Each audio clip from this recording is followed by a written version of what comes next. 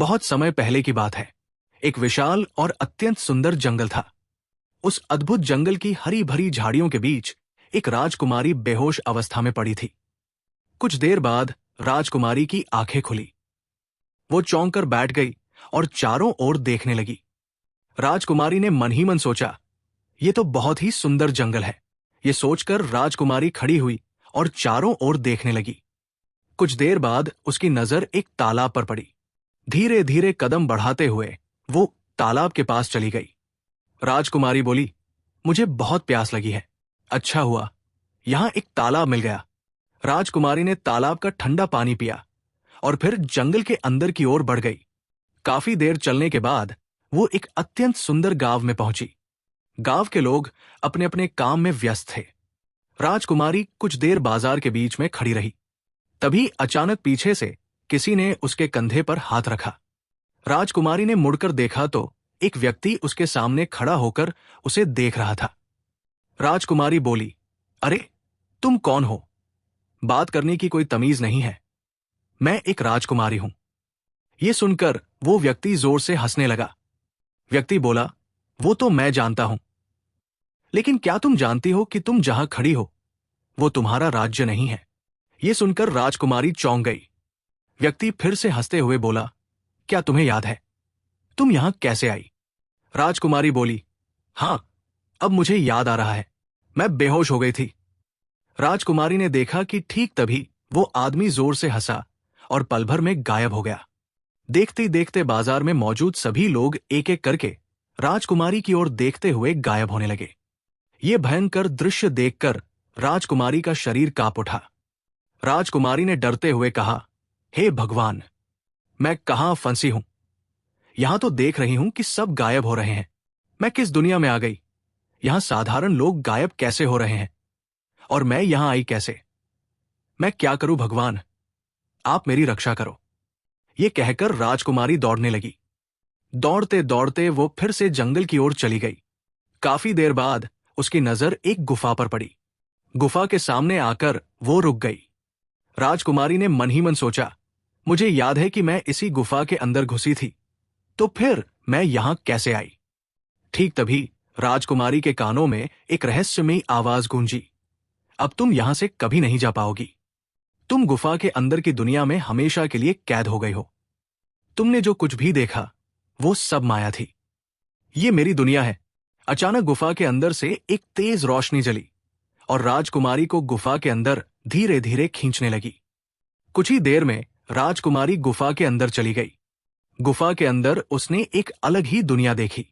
जब राजकुमारी ने वहां से भागने की कोशिश की, तब फिर वही भयानक आवाज गूंजी, यहां से भागने की कोशिश मत करो राजकुमारी। इस मायाजाल से कोई नहीं भाग पाया है और तुम भी नहीं भाग पाओगी। मैं तुम्हारी बलि देकर अपनी सिद्धि प्राप्त करूंगा और राक्षसों का महाराजा बनूंगा। मैं अमर हो जाऊंगा, मुझे कोई नहीं हटा पाएगा। यहां से भागने की कोशिश मत करना। तुम चारों ओर से मायाजाल से घिरी हो। अगर तुम भागने की कोशिश करोगी तो जलकर भस्म हो जाओगी। राजकुमारी बोली, कौन हो तुम और तुमने मुझे यहां क्यों कैद करके रखा है? मेरी बलि देकर तुम्हें क्या लाभ होगा? कृपया मुझे छोड़ दो। भयानक आवाज ने कहा, लाभ है। तुम्हारे शरीर में राजवंशीय रक्त है। ज्योतिष शास्त्र से पता चला है कि राजवंशीय रक्त में बहुत शक्ति होती है। कुछ दिनों में अमावस्या की रात आने वाली है।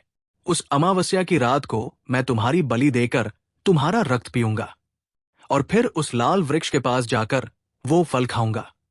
वो लाल फल खाने के बाद मैं हमेशा के लिए अमर हो जाऊंगा। मेरी मृत्यु नहीं होगी। पृथ्वी की कोई शक्ति मुझे खत्म नहीं कर पाएगी। मैं राक्षसों का महाराजा बनूंगा और पृथ्वी पर राज करूंगा। मैं एक एक इंसान को पकड़कर उनका रक्त पीऊंगा।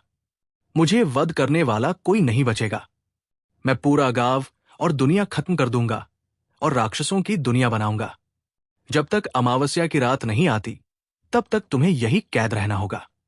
ये कहते ही वहां एक तेज रोशनी चमकी और राजकुमारी वही बेहोश होकर गिर गई। इस घटना के कुछ दिनों बाद किशनपुर गांव में श्याम नाम का एक किसान अपनी बहन रोशनी के साथ रहता था। श्याम खेत में बहुत मेहनत कर रहा था। तभी उसकी बहन रोशनी उसके लिए खाना लेकर आई। रोशनी बोली, बस बहुत हुआ भाई, इतना ज्यादा मेहनत करोगे तो तुम बीमार पड़ जाओगे। मैं तुम्हारे लिए खाना लाई हूं, जल्दी हाथ मुंह धोकर खा लो। श्याम ने कहा, नहीं बहन, पहले काम खत्म कर लूं, उसके बाद ही खाऊंगा। रोशनी बोली, इसका मतलब मुझे भी तुम्हारे साथ भूखे रहना होगा। यह सुनकर श्याम ने काम रोक दिया। श्याम बोला, रोशनी, मैंने तुझसे कितनी बार कहा है कि मेरा इंतजार मत किया करो, समय पर खाना खा लिया करो। तुम नहीं खाओगी तो कमजोर हो जाओगी, थोड़ा समझने की कोशिश करो। रोशनी बोली, कमजोर तो आप ही हो जाओगे। श्याम ने कहा, अरे देखो रोशनी, मेरी बात का मतलब अलग है। तुम तो पराए घर की अमानत हो।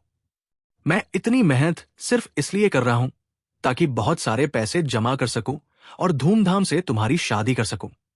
और ऐसी दुबली लड़की से कौन शादी करेगा भला? थोड़ा स्वस्थ रहोगी तो शादी भी काफी धूमधाम से होगी। ये कहकर श्याम हंसने लगा। रोशनी बोली, अच्छा अच्छा, ये सब बातें बाद में होंगी, पहले खा लीजिए, मेरे पेट में चूहे दौड़ रहे हैं। श्याम मुस्कुराया और हाथ मुंह धोकर बहन के साथ बैठकर खाने लगा। कुछ देर बाद रोशनी वहां से चली गई और श्याम फिर से मन लगाकर काम करने लगा। इस तरह कुछ दिन बीत गए। श्याम के खेत में फसल लहला रही थी। उसका मन खुशी से भर गया। तभी गांव के बूढ़े काका वहां आए। बूढ़े काका बोले, अरे श्याम, तुम्हारी मेहनत सफल हुई। तुम्हारी फसल इस गांव में सबसे अच्छी होगी। मेरा पूरा विश्वास है कि ये फसल बाकी सभी फसलों से ज्यादा दाम में बिकेगी।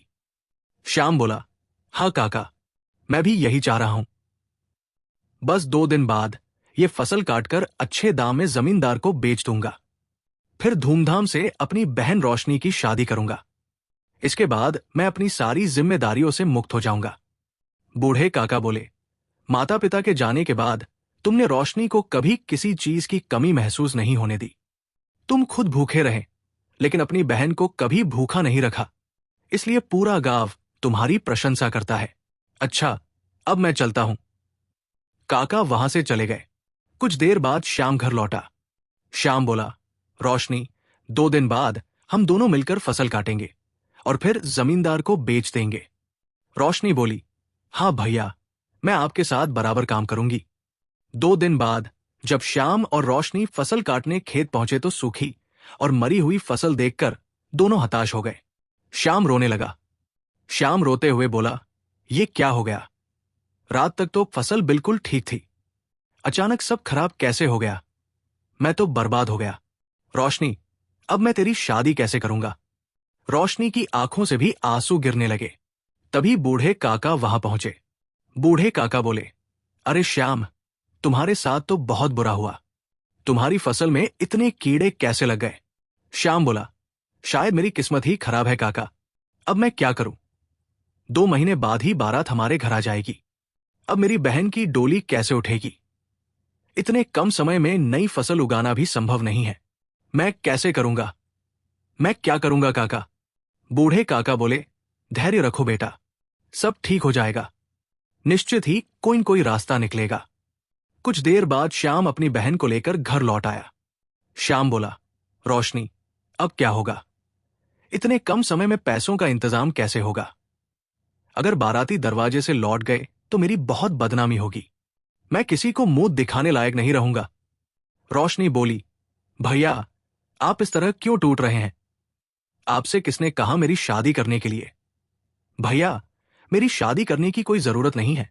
मैं आपके साथ पूरी जिंदगी रह जाऊंगी। आपका दुख मुझसे बर्दाश्त नहीं हो रहा भैया।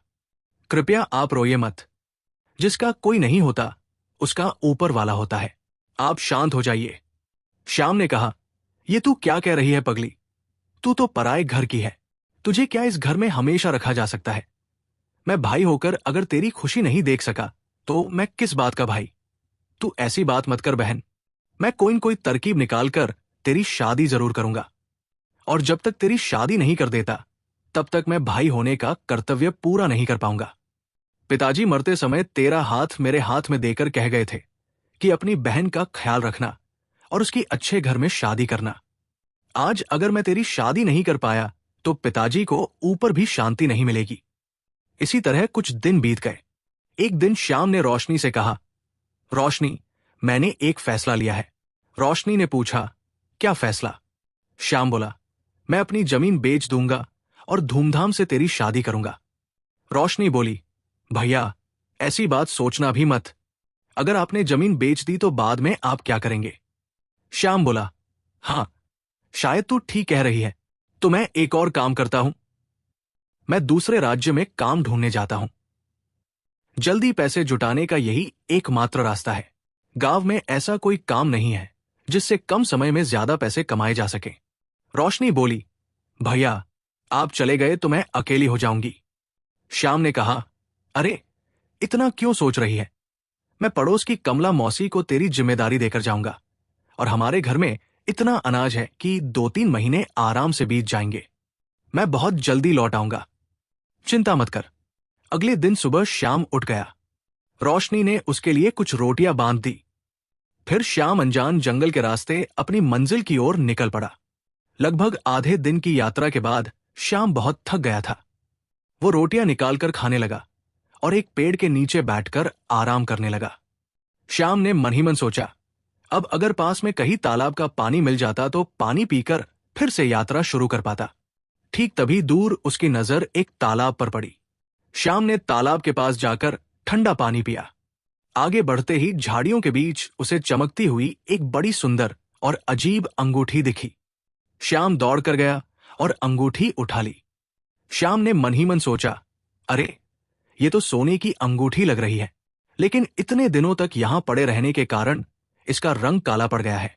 अगर मैं इसे थोड़ा रगड़ूं तो इसका काला रंग हट जाएगा और ये राज्य में अच्छे दामों में बिक जाएगी। ये सोचकर श्याम एक पत्थर के पास गया और अंगूठी रगड़ने लगा। अचानक अंगूठी के अंदर से धुआं निकला और अगले ही पल एक विशालकाय जिन उसके सामने प्रकट हुआ। डर के मारे श्याम चौंक गया। श्याम ने मन ही मन सोचा, हे भगवान, ऐसा लग रहा है कि इस अंगूठी के अंदर कोई भयानक राक्षस कैद था। हे भगवान, मैंने तो बहुत बड़ी गलती कर दी। जिन बोला, डरो मत मेरे आका, मैं तुम्हें कोई नुकसान नहीं पहुंचाऊंगा। तुमने मुझे यहां से मुक्त किया है, इसलिए मैं तुम्हारा काम करूंगा। मुझे देखकर डरो मत, मैं कोई राक्षस नहीं हूं, मैं एक मायावी जिन हूं। बताओ मेरे आका, मैं तुम्हारा क्या काम कर सकता हूं? श्याम ने कहा, लेकिन यह कैसे संभव है? तुम इस अंगूठी के अंदर कैसे आए? मैंने तो सुना है कि जिन किसी चिराग के अंदर रहते हैं, तो तुम अंगूठी के अंदर कैसे आए? जिन बोला, बहुत साल पहले मैंने एक साधु की तपस्या भंग की थी। क्रोध में आकर उस साधु ने मुझे इस अंगूठी के अंदर कैद कर दिया। हजारों साल से मैं इसी में कैद था।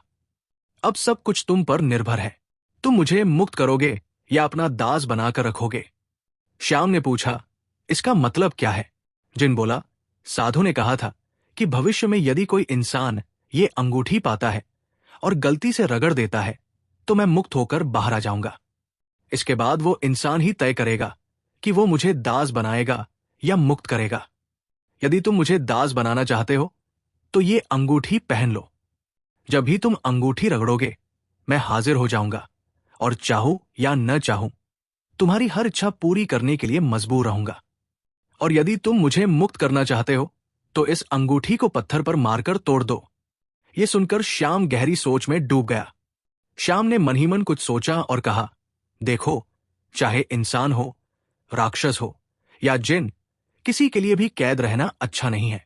सबको स्वतंत्र रूप से जीने का अधिकार है। ठीक है, मैं तुम्हें दास बनाकर नहीं रखना चाहता। ये कहकर श्याम ने अंगूठी पत्थर पर मारकर तोड़ दी। जिन श्याम की ईमानदारी और सच्चे स्वभाव को देखकर बहुत प्रभावित हुआ। जिन बोला, यदि कोई और इंसान होता तो वह मुझसे सोना, चांदी, हीरे जवाहरात मांगता, लेकिन तुमने तो मुझे मुक्त कर दिया। आज से तुम मेरे दोस्त हो। मैं तुम्हें धन संपत्ति नहीं दूंगा, लेकिन जीवन में जब भी तुम पर कोई बड़ा संकट आएगा मैं निश्चित रूप से तुम्हारे साथ खड़ा रहूंगा। श्याम ने कहा, तुम धन नहीं दोगे? ये बात मुझे ठीक से समझ नहीं आई। जिन बोला, सच कहो तो दोस्त, मैंने बहुत से इंसान देखे हैं, लेकिन पहली बार एक सच्चा और पवित्र दिल का इंसान मिला है। मैं नहीं चाहता कि धन देकर तुम्हारे मन में लालच पैदा करूं। मैं चाहता हूं कि तुम अपनी बुद्धि और मेहनत से आगे बढ़ो और जब भी जीवन में कठिन समय आए बस मुझे याद करना, फिर देखना मेरा कमाल। ये कहकर जिन रंगीन रोशनी के साथ गायब हो गया। श्याम फिर अपने रास्ते चल पड़ा। अगले दिन श्याम एक नगर में पहुंचा। उसने देखा कि नगर के लोगों के चेहरे पर एक अजीब उदासी है। कुछ देर बाद श्याम एक मिठाई बेचने वाले के पास गया। श्याम ने पूछा, भाई, मैं एक बहुत छोटे गांव से आया हूं और काम की तलाश में हूं। क्या यहां कोई काम मिल जाएगा? और ये कौन सा नगर है? यहां के लोगों के चेहरे इतने उदास क्यों हैं? मिठाई बेचने वाला बोला, अरे क्या बताओ भैया, कुछ समय पहले तक हमारे राज्य में सब बहुत खुश थे, लेकिन जिस दिन से राजकुमारी लापता हुई है, उस दिन से महाराज गहरे दुख में डूबे हुए हैं। उन्होंने राजकाज पर ध्यान देना छोड़ दिया है। इसके कारण राज्य का व्यापारिक संतुलन बिगड़ गया है। मंदी आ गई है और बाजार विनाश के कगार पर है। व्यापारियों ने भी यहां आना बंद कर दिया है। अब क्या ही बताओ भाई आपको? श्याम ने पूछा। ओह, तभी मैं सोचूं कि सबके चेहरे इतने उदास क्यों हैं। लेकिन क्या अब तक राजकुमारी का कोई सुराग नहीं मिला? मिठाई बेचने वाला बोला, अरे नहीं भाई, बड़े बड़े साधु संत भी राजकुमारी को खोजने में विफल रहे। अंत में महाराज ने घोषणा की है कि जो व्यक्ति राजकुमारी को ढूंढकर सुरक्षित महल वापस लाएगा, उसे पूरा राज्य पुरस्कार स्वरूप दिया जाएगा। यहां तक कि राजकुमारी की शादी भी उसी से की जाएगी। ये सुनकर श्याम चुपचाप वहां से हटकर एक सुनसान जगह पर चला गया। वहां उसने मन ही मन जिन को याद किया। तुरंत काला धुआं उठा और पल भर में जिन प्रकट हुआ। जिन बोला, बताओ दोस्त, किस लिए मुझे बुलाया है? श्याम ने मिठाई वाले की सारी बात जिन को बताई। श्याम ने पूछा, तो क्या तुम बता सकते हो कि राजकुमारी वास्तव में कहाँ है? जिन सोच में डूब गया, फिर मुस्कुराया और बोला, जिस राजकुमारी की तुम बात कर रहे हो, उसका नाम राजकुमारी कोमल है।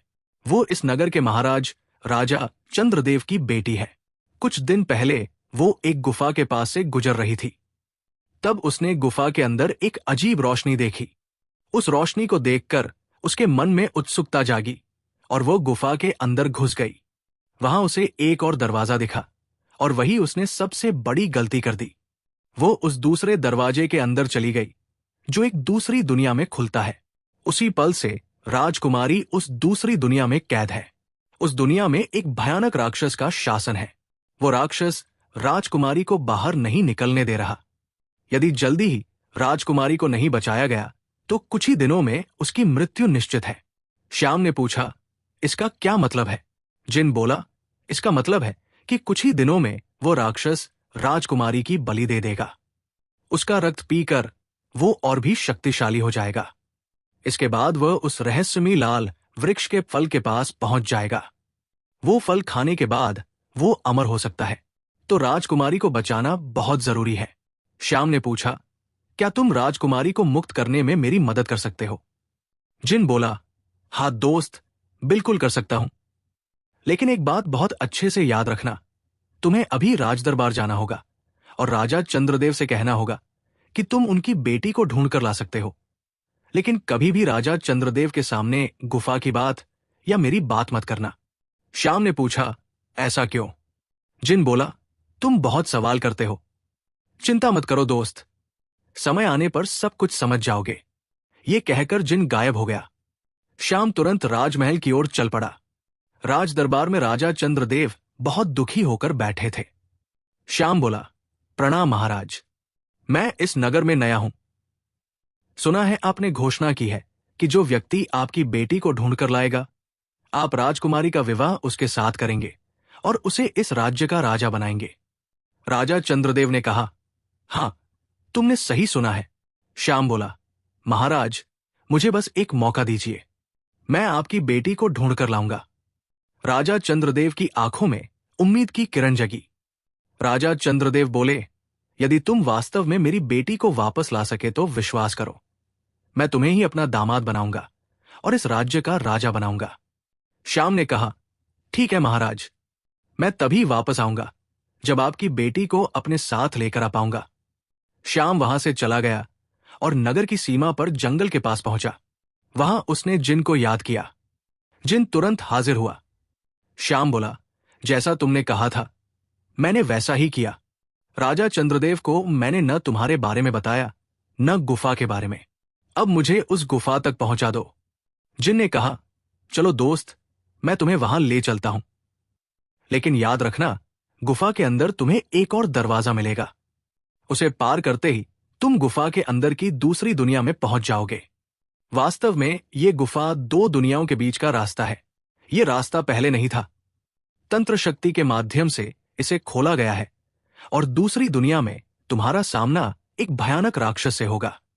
राजकुमारी उसी की कैद में है। जब वो तुम पर हमला करे तो डरना मत। बस मन ही मन मुझे याद करना, तभी देखोगे कि तुम्हारा दोस्त कैसे हाजिर होता है। अब आंखें बंद करो। इसके बाद जिन ने उसे वहां पहुंचा दिया। फिर जिन बोला, अब आंखें खोलो। श्याम ने आंखें खोली तो देखा कि वो गुफा के बाहर खड़ा है। गुफा के अंदर से तेज रोशनी आ रही थी। वो धीरे धीरे अंदर गया। उसे दूसरा दरवाजा मिला।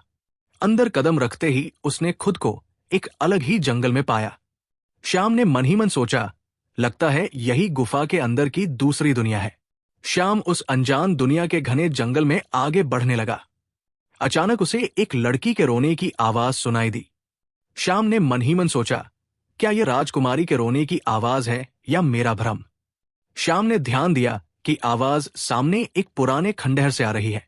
वो तेजी से वहां गया। अंदर जाते ही वो दंग रह गया। एक लोहे के पिंजरे में राजकुमारी कोमल कैद थी। राजकुमारी एक इंसान को देखकर चौंक गई। तभी श्याम की नजर पास ही खड़े एक विशाल भयानक राक्षस पर पड़ी। राक्षस बोला, तुझे इस गुफा के अंदर की दुनिया के बारे में कैसे पता चला? लगता है रास्ता भूलकर यहां फंसा है, लेकिन अब जब आ ही गया है तो जिंदा वापस नहीं जा पाएगा, क्योंकि अगर तू बचकर गया तो इस दुनिया का रहस्य सबको बता देगा। श्याम ने कहा, मैं तुझे खत्म कर दूंगा। राक्षस बोला, मूर्ख, मेरी मृत्यु की भविष्यवाणी एक जिन के हाथों लिखी है और इस दुनिया में तो कोई जिन रहता ही नहीं है। ये सुनते ही श्याम ने तुरंत जिन को याद किया। अगले ही पल जिन वहां प्रकट हो गया। जिन को देखते ही राक्षस डर से कांपने लगा। राक्षस बोला, नहीं, ये असंभव है।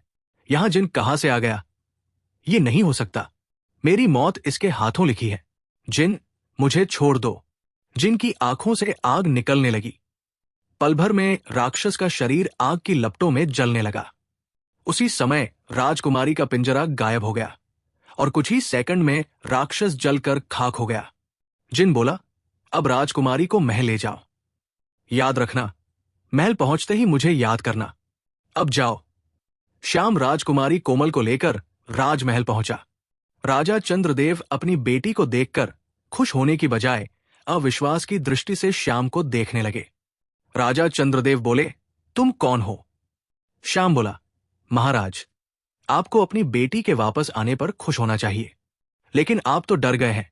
आप निश्चित रूप से समझ गए हैं कि मैं साधारण इंसान नहीं हूं। राजा चंद्रदेव बोले, सच सच बताओ, तुम कौन हो?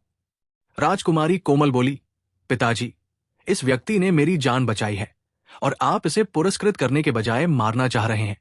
इस समय श्याम समझ गया कि यहां जरूर कोई गहरी साजिश छिपी है। उसने तुरंत जिन को याद किया। जिन फिर से प्रकट हुआ। राजा चंद्रदेव उसे देखकर कांपने लगे। जिन बोला, क्या हुआ महाराज? डर क्यों रहे हैं?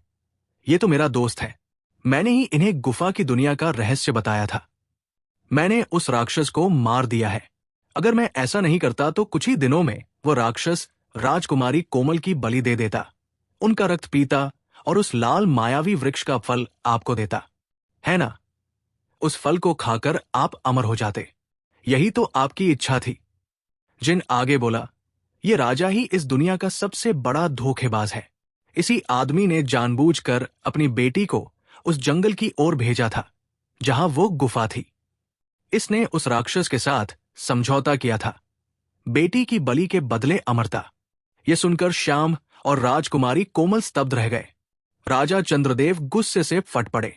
राजा चंद्रदेव बोले, तेरी वजह से मेरी सारी योजना बर्बाद हो गई। अमर होने के लिए अगर मुझे अपनी बेटी का भी बलिदान देना पड़ता तो मैं देता। यह सुनकर श्याम अत्यंत क्रोधित हो गया। श्याम बोला, इसे मार डालो। ये व्यक्ति पिता बनने के योग्य नहीं है और राजा बनने के भी नहीं। मार डालो इसे। जिनकी आंखों से आग निकली। अगले ही पल राजा चंद्रदेव जलकर खाक हो गए। राजकुमारी कोमल की आंखों से आंसू बह निकले। जिनने घोषणा की, आज से श्याम ही इस राज्य का राजा है। भविष्य में यदि कभी मेरी मदद की जरूरत हो तो बस अपने इस प्रिय दोस्त को याद करना, मैं तुरंत हाजिर हो जाऊंगा। ये कहकर जिन मुस्कुराया और पल भर में गायब हो गया। इसके बाद श्याम और राजकुमारी कोमल की शादी हो गई। फिर श्याम ने अपनी बहन रोशनी को भी राजमहल में बुलवा लिया और उसकी शादी कर दी। इसके बाद सभी खुशी से रहने लगे। वीडियो को लास्ट तक देखने के लिए आपका धन्यवाद। ये कहानी आपको कैसी लगी कमेंट में जरूर बताएं, और यदि आप हमारे चैनल पर पहली बार आए हैं तो चैनल को सब्सक्राइब जरूर करें।